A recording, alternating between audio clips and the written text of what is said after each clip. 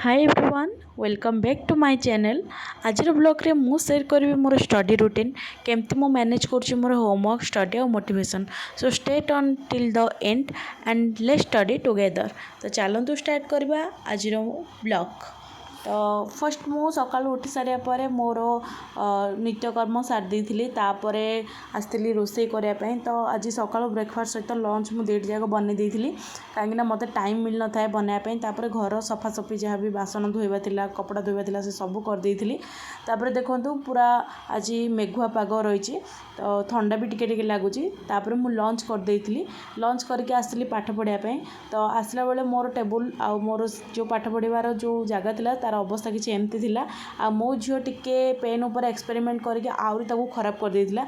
तो से सब सेट कर सारिया पर मु बसली करेन्ट अफेयर नोट बनाया।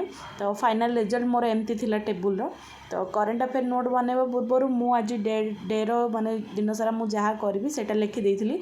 तो दिन 12टा जेहेतु हो गला तो से मुझे फर्स्ट करेन्ट अफेयर स्टार्ट करदेली।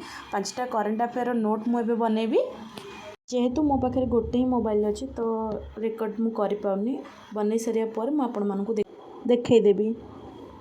तो फाइनाली देखो मोर ए करेन्ट अफेयर नोट बनवा सर जाइए से भितर मुझे रिविजन भी कर देची कहीं 5टा सब्जेक्ट थिला लिखापी माने 5टा पेज। तो सेटा अध घंटा भितर सर जाइए अध घंटा भी मुझे रिविजन करी।